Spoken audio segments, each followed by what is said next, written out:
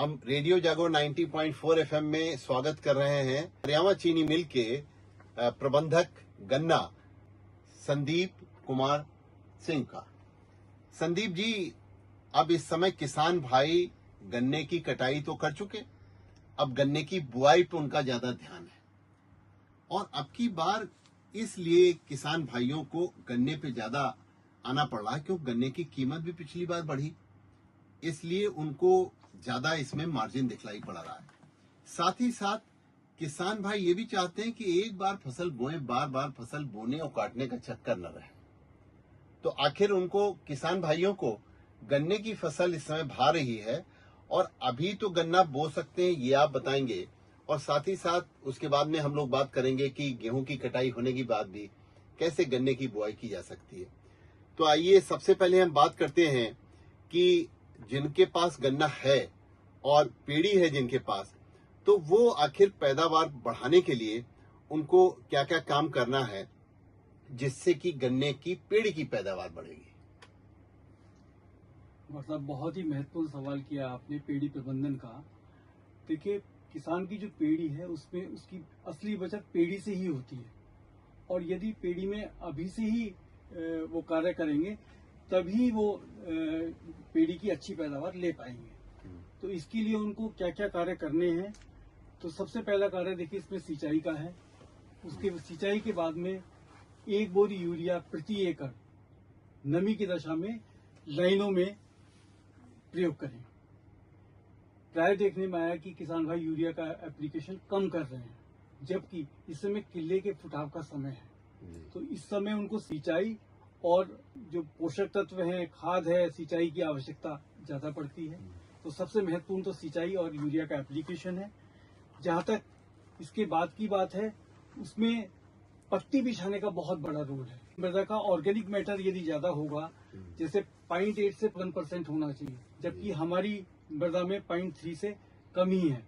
तो पत्ती को जलाएं ना, पत्ती को बिछाएं, क्योंकि इसमें पत्ती जलाने से क्या होता है कि इसमें जो मृदा के मित्र कीट हैं और जो पोषक तत्व हैं वो नष्ट हो जाते हैं। इससे किले पतले और कम निकलते हैं, कमजोर निकलते हैं। पत्ती यदि हम बिछा लेंगे तो हमारा ऑर्गेनिक मैटर भी बढ़ेगा और पैदावार पे निश्चित रूप से प्रभाव अच्छा रहेगा। इसमें तीसरी बात इसमें जो है कि पेड़ी की जड़ों के पास गुड़ाई करें, जो ठूठों की छटाई, जिससे रूट सिस्टम अच्छा होगा, क्योंकि नीचे से किले निकलेंगे उसमें, तो उससे पौधा अच्छा भोजन बनाएगा, तो उसमें अधिक पैदावार के चांसेस हमेशा रहेंगे। इसके अलावा कीटनाशक इमिडाक्लोप्रिड है या फफूंदीनाशक हेक्सास्टॉप है, तो उसमें ठूठों पर नमी में छिड़काव अवश्य करें। इसके अलावा RMD एक मशीन है, रेटून मैनेजमेंट डिवाइस, इससे भी आप अच्छी पैदावार ले सकते हैं, क्योंकि ये 5 कार्य करती है। नंबर 1, ठूठों की छटाई सतह से करती है, पुरानी जड़ों की कटाई करती है, किनारों से जुताई करती है, खाद का भी आप इस्तेमाल कर सकते हैं इससे, और जो कीटनाशक और फफूंदीनाशक है इसका भी छिड़काव हो जाता है। क्योंकि लेबर की स्कैर्सिटी है, आने वाले समय में लेबर की क्राइसिस रहेगी, तो हमें मैकेनाइजेशन पे आना ही पड़ेगा। तो रेटून मैनेजमेंट डिवाइस का इस्तेमाल करके अपनी पैदावार को निश्चित रूप से बढ़ाएं।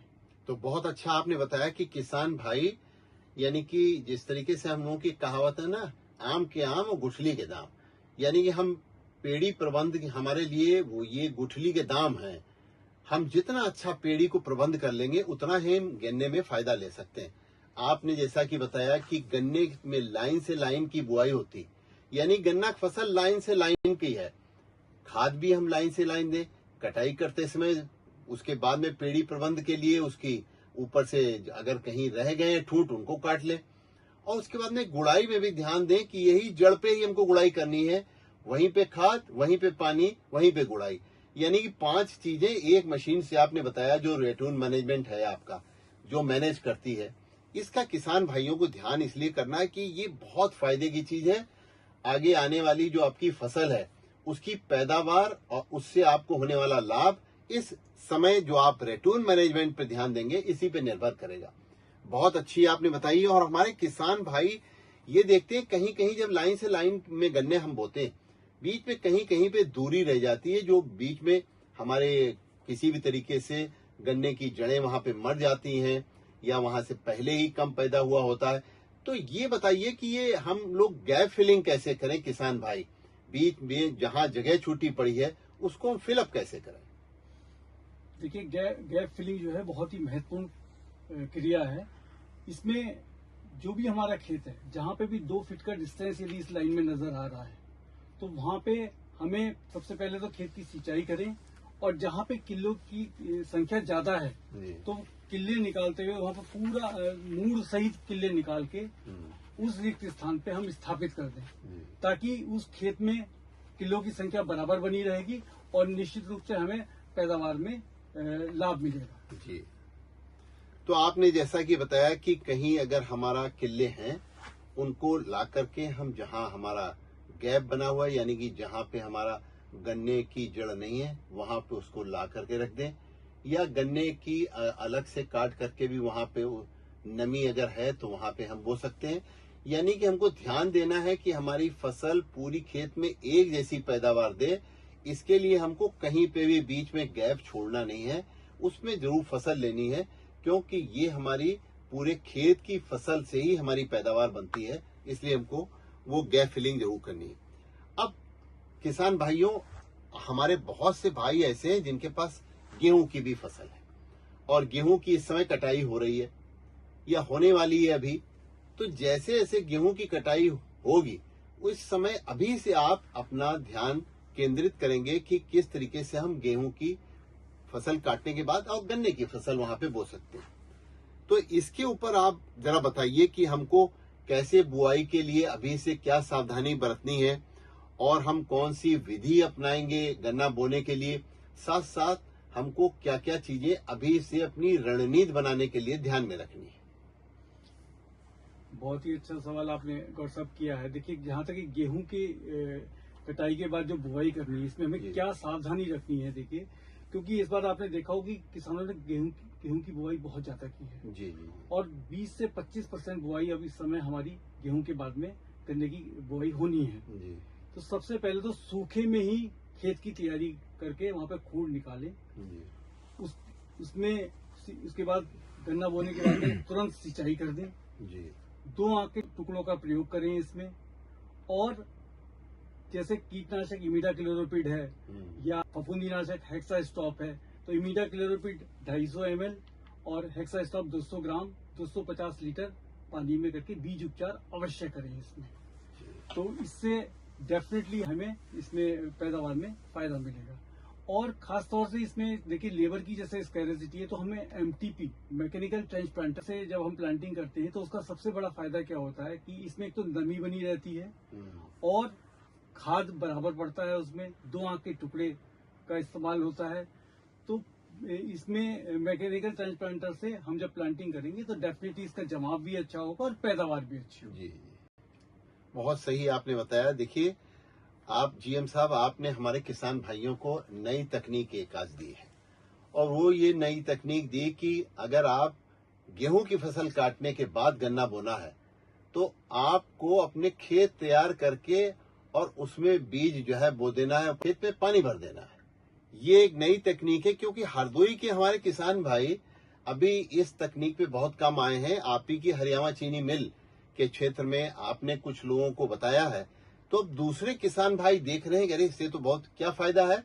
देखिए, गन्ने की फसल निर्भर करती है कि जमीन के अंदर नमी हमारे कितनी है, और नमी जब हम गन्ना बो करके और पानी लगा देते हैं नमी आ जाती है, और वो नमी जो है गन्ने के लिए बहुत ही मुफीद होती है, यानी बहुत फायदेमंद होती है।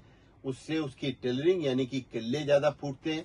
तो आपने ये तकनीक बताई, और वो इसलिए ऐसे समय में बताई कि इस समय थोड़ा गर्मी पड़ जाएगी ज्यादा, जब तक किसान भाई अपनी गेहूं फसल काटेंगे, और गर्मी में बहुत जल्दी नमी गायब होती है चूंकि जमीन से, इसलिए आपने ये तकनीक बताई। किसान भाइयों को इसको अपनाना चाहिए।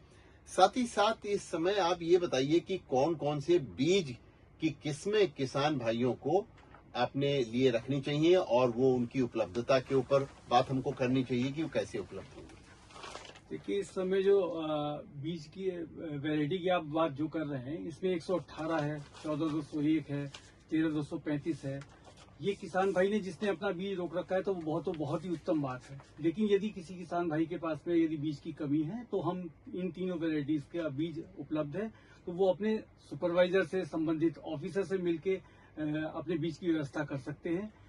इसमें मुझे ये भी कहना है आफ्टर वीट प्लांटिंग के लिए कि जो पश्चिम में है, आपने देखा होगा कि बड़ी प्रैक्टिस में आया हुआ है कि यहाँ पे आफ्टर वीट प्लांटिंग करते हैं, क्योंकि केन इंटेंसिटी वहाँ पे बहुत ज्यादा है। लेकिन हमारे भी हरदोई के एरिया में जैसे पाटकुआ है, मेंढवा है, पूरा बहादुर है, इसमें भी किसान भाई जो है बहुत अच्छी खेती कर रहे हैं इसमें। और इसमें जो खास बात यह है कि जो आफ्टर वीट प्लांटिंग में यदि हम बीज की व्यवस्था अपनी कर लेते हैं तो हमारे गन्ने का रकबा जैसे पीछे काफी कम हुआ है, तो उससे हमारी चीनी मिलों का रकबा भी मेंटेन रहेगा और किसान भाइयों को अपने रेट का भी फायदा मिला है। आने वाले समय भी रेट बढ़ेगा और पैदावार पर हम पूरा काम कर रहे हैं। बड़ी स्कीम्स चल रही हैं हमारे हाई लीग प्रोजेक्ट को लेके, तो वो निश्चित रूप से इसका फायदा उठा पाएंगे। और 238 वैरायटी के लिए मुझे ये कहना है, कुछ किसान भाइयों के जैसे रेड डॉट नहीं आया है तो उसमें डॉक्टर बख्शीराम जो पद्मश्री से अवार्डेड हैं, उनका जो रिकमेंडेशन है तो उसमें हेक्सा स्टॉप से जो है ओवरनाइट सीड ट्रीटमेंट बीज का उपचार करके अच्छी पैदावार ले सकते हैं। तो बहुत अच्छा, आपने अच्छी पैदावार लेने के लिए कई बातें बताई। जैसे आपने बताया कि हम अपने गन्ने का बीज जो है खेत जोत करके उसमें डाल दें, लेकिन उसमें जब बीज डालेंगे तो उसके बाद में पानी लगाने से पहले उसमें सरावन नहीं लगाएंगे हम लोग, क्योंकि तभी वो किल्ले जो है उसके फूटेंगे, नहीं तो किल्ले दब जाएंगे। और दूसरी बात आपने ये बहुत अच्छी बताई कि आपकी वजह से हमारे हरदोई की चीनी मिल के किसानों में एक प्रतिस्पर्धा आई है। आपने जो टामक मंत्र हम जिसको कहते हैं चलाया है, जिसकी वजह से किसान भाइयों में आपस में बहुत कंपटीशन हो गया, हम ज्यादा पैदावार लेंगे। तो हम आगे का जो मंत्र यहाँ पे चला है पैदावार में, उसकी वजह से पिछली बार की तुलना में लगातार हमारे वहाँ अधिक पैदावार लेने वाले किसान भाई बढ़ रहे हैं। और इसीलिए आज आप कई और नए मंत्र भी यहाँ पे बता रहे हैं। तो अभी आपने जैसे उसमें से एक मंत्र बताया कि हमको किस्म कौन कौन सी चयनित करनी है, तो आइए इसी के साथ अब हम बात करते हैं गन्ने में रोग की। क्योंकि देखिए पिछली बार किसान भाइयों का अगर थोड़ा सा गन्ने से मोह भंग हो रहा था तो वो रोग की वजह से हो रहा था, क्योंकि रोग ऐसा लग गया। यही समय ऐसा है जबकि हमारे किसान भाइयों को थोड़ा सचेत रहना है, यानी कि हम इस समय अपने रोग निवारण मंत्रों को कैसे इस समय प्रयोग करें। तो आइए इसमें कौन कौन से कीट हैं जो हमारे किसान भाइयों को गन्ने की फसल को नुकसान पहुंचाते हैं, इस पर आप कुछ चर्चा करें और हमारे भाइयों को बताएं। यहाँ पर देखिए गौर साहब, मैं थोड़ा सा ये भी कहना चाहूंगा, जैसे रेडियो जॉगो ये जो 90.4 FM का प्रोग्राम है जी, इसमें किसान बहुत लाइक कर रहे हैं और जो इन्फॉर्मेशन किसानों तक जा रही है वो बड़े ध्यान से सुनते हैं और उसे खेतों में भी इस्तेमाल कर रहे हैं जी। तो जो आपने कीट की बात करी, देखिए अर्ली शूट बोरर और ये जो टॉप बोरर, ये मेन इंसेक्ट है, लेकिन इसमें खास तौर से जो टॉप बोरर है ये बड़ा गन्ने का बड़ा हानिकारक कीट है। इसकी क्या है कि 5 पीढ़ियां होती हैं और तीसरी पीढ़ी इसकी बहुत ज्यादा नुकसान करती है। इस समय जो है प्रथम पीढ़ी का प्रकोप चल रहा है, तो इस समय यदि हमने प्रथम पीढ़ी पे कंट्रोल कर लिया तो आने वाले समय में इससे काफी नुकसान से बचा जा सकता है।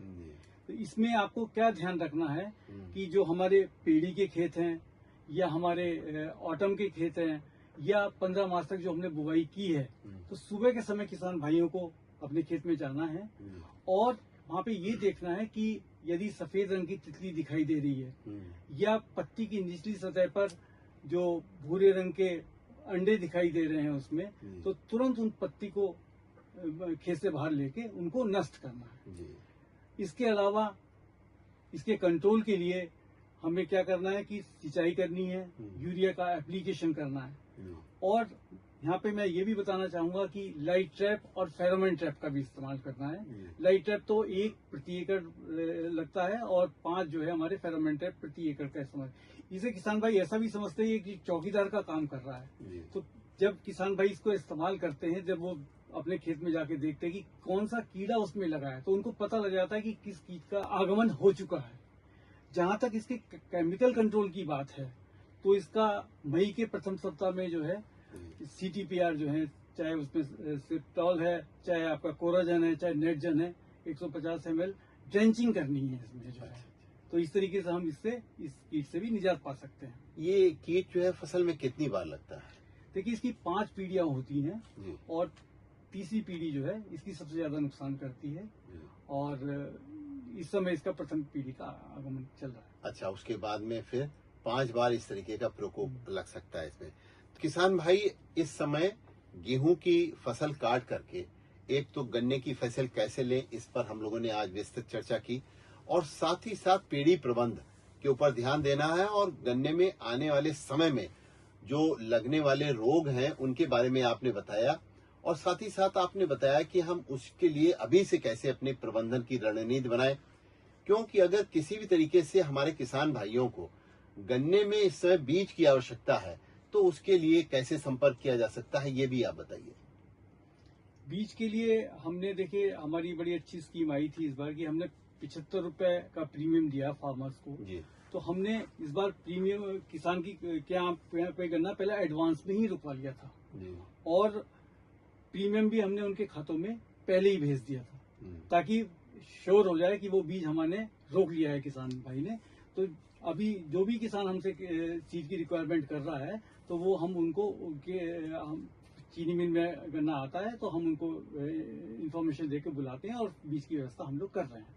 यानी किसान भाई कहीं पे भी हरियाणा के हों, चाहे लोनी चीनी मिल के हों, चाहे वो रूपापुर चीनी मिल क्षेत्र के हों, वो अपने गन्ना प्रबंधन विभाग से वहां पे संपर्क कर सकते हैं। अभी से वो अपनी रणनीति बना लें कि हमको किस प्लॉट में गेहूं की फसल काटने के बाद गन्ने की फसल करनी है और उसके लिए अपनी जुताई करके तैयार रखें। जैसा आपने बताया कि अब गन्ना की फसल आप सूखे खेत में अपनी जुताई करके और उसके बाद में नाली से नाली बना करके उसमें कर सकते हैं, ऊपर से पानी लगा दें। बहुत बढ़िया तकनीक है ये। तो हमारे किसान भाई, चीनी मिल जो हमने आपको बताया, चाहे वो हरियाणा हो, लोनी हो या रूपापुर हो, वहां के गन्ना प्रबंधन विभाग से आप संपर्क करके अपने बीज के बारे में जानकारी प्राप्त कर सकते हैं। वो पूरी तरीके से आपको चीनी मिलों में ये सहयोग प्रदान किया जा रहा है ज्यादा से ज्यादा क्षेत्र में, जिससे कि आप गन्ने की पैदावार लेकर के अपने परिवार को खुशहाल बनाएं, अपने क्षेत्र को खुशहाल बनाएं और उत्तर प्रदेश खुशहाल बनेगा तभी भारत भी खुशहाल बनेगा। इसी के साथ आज आप रेडियो जागो 90.4 FM में आए। मैं अभय शंकर गौड़ आपको बहुत बहुत धन्यवाद देते हैं कि आज आपने हमारे किसानों को जो गन्ने की तरफ अपना ध्यान देना चाहते हैं उनके लिए भी आपने प्रेरित किया और जो पहले से गन्ने की खेती कर रहे हैं उनको भी आपने नई नई तकनीक की जानकारी दी। बहुत बहुत धन्यवाद। आपका भी बहुत बहुत धन्यवाद, आपने मुझे मौका दिया इस चीज के लिए और रेडियो जागो 90.4 FM का भी मैं धन्यवाद करना चाहूंगा कि किसान भाइयों को जानकारी अच्छी मिली और इसको फील्ड में जरूर उतारे जो हमारी चर्चा हुई है। ये मेरा अंत में उनका से सभी लोगों से रिक्वेस्ट कर जी धन्यवाद।